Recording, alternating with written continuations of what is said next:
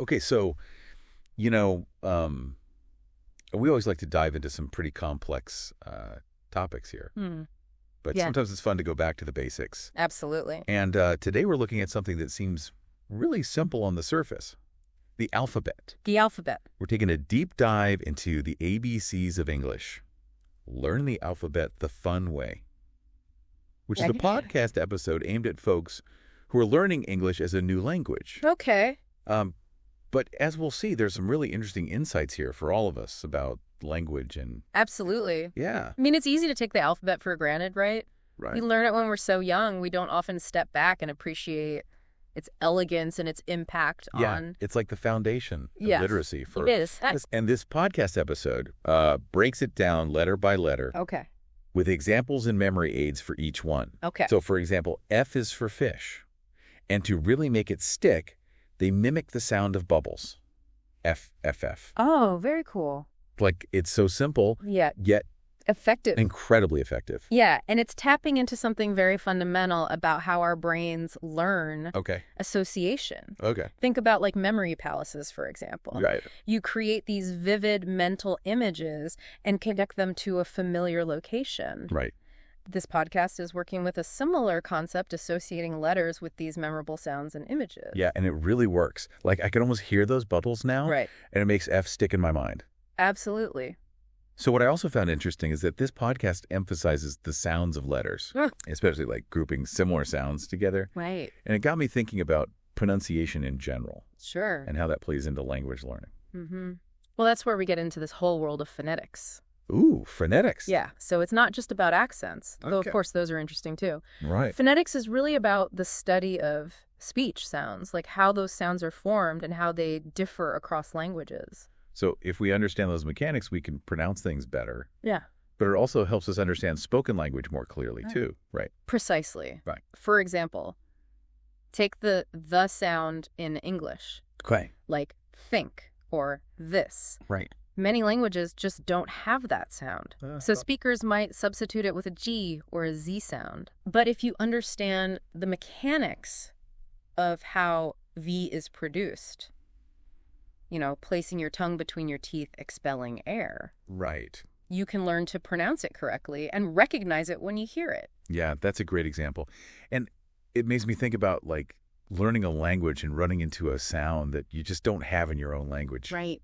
And how tricky that can be. It Exactly. reminds me of when I was trying to learn Spanish and I could not get the rolled R. That's a tough one. It was so hard. Right. But then once I understood, like, where to put my tongue and how to shape my mouth, Right. it was like this whole new world opened up. Exactly. It's like you unlock a secret code or something. Totally. And it makes me wonder, are there sounds in English that don't exist in other languages? You know what? Or vice versa? There are. Really? Yeah. Yeah, it's like every language has its own unique sound set. Wow. It's like a fingerprint. like a fingerprint. Yeah, That's fascinating. it is fascinating. So that means that for people learning English as a new language, it's like they're encountering a whole new world of sounds that they have to... They have to wrap their heads around. Yeah. And their mouths around. Yeah, exactly. It can be a real challenge, but it's also what makes it so fascinating. It's true. Okay, so speaking of mastering sounds, I noticed that this podcast uses a song to teach the alphabet. Oh, a song. A song. And of course, Of course. I'm singing along. It's Right. very catchy. Music is such a powerful tool for language acquisition. It really is. The rhythm and the repetition of songs and rhymes does wonders for helping our brains hold on to new sounds and vocabulary. It's so true. I bet everyone listening right now just tried to sing the alphabet song in their heads. I know, right? It's like burned into our memories. It really is. But I'm curious, what do you make of the words they chose for the song? Okay. It's apple, banana, cat, dog. Right. It seems very deliberate, It is. don't you think? Well, what we're seeing here is a subtle but really quite brilliant layer of cultural transmission. Oh, wow. Those words aren't random at all. They actually represent common, early learned vocabulary in English-speaking cultures. So it's like while they're learning the alphabet, they're also getting this subtle introduction to the cultural context of the language. Precisely. That's amazing. I never even thought of it like that before. It's fascinating, isn't it? It really is. This seemingly simple children's podcast is highlighting just how intricately language and culture are actually intertwined. Because the words we use The sounds we make, Mm. it all shapes how we understand the world around us, right? Absolutely. It shapes our understanding of the world and our place in it. Wow. I never thought we'd uncover such profound insights from the alphabet. Right. You know, it's a good reminder that even the most fundamental elements can hold these hidden complexities. It's so true. It's like we just assume that because we learned it as children, it's simple, but there's so much more to it. Exactly. This is really making me think, like, what other basic things deserve a closer look? Oh, that's a great question. Is there more to math than meets the eye? What about Uh, music? Or even the way that we categorize colors?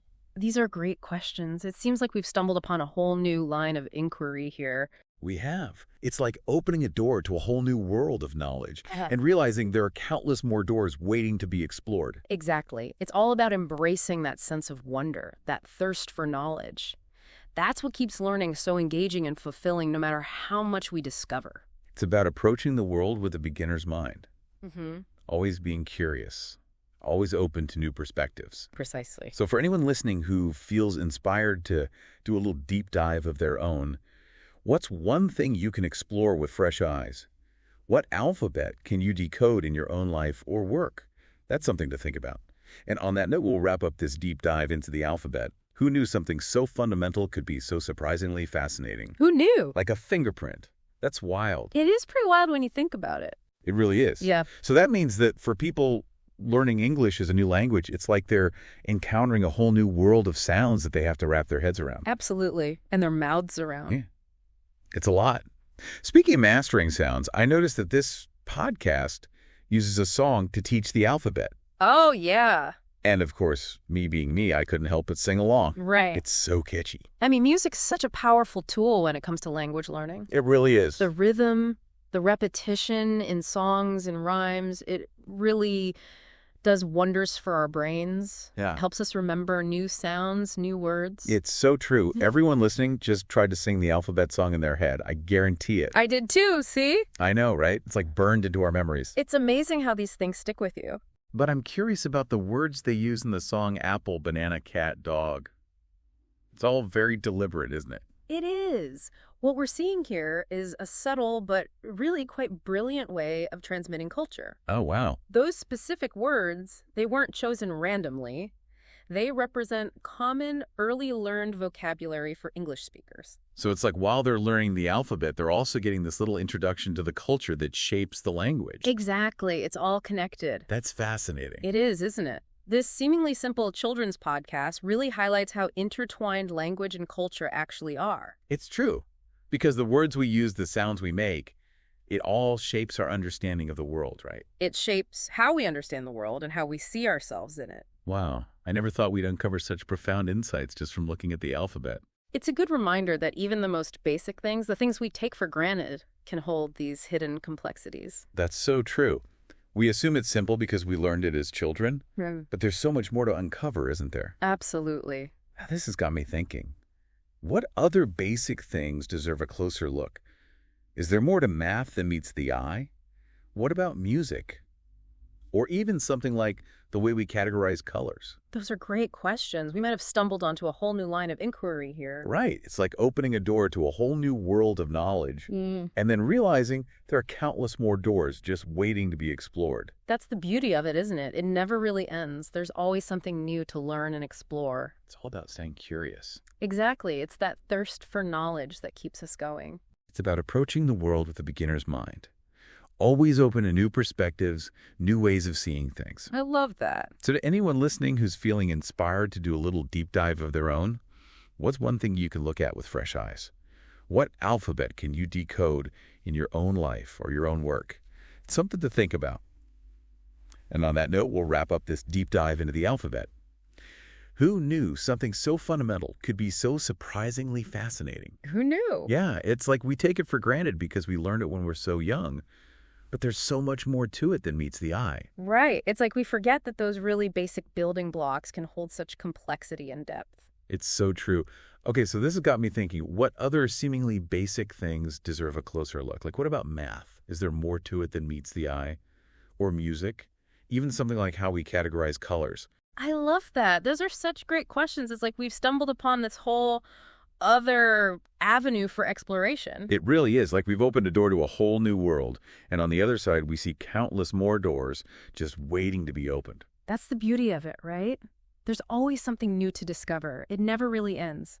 It's all about staying curious and approaching the world with a beginner's mind, always open to new perspectives, new ways of seeing things. Exactly. And that thirst for knowledge, that's what keeps it exciting, keeps us going. So for anyone listening who's feeling that spark of curiosity, what's one thing you can look at with fresh eyes today? What alphabet can you decode in your own life or your work? It's something to think about. And on that note, we'll wrap up this deep dive into the alphabet. Who knew something so fundamental could be so surprisingly fascinating? Who knew?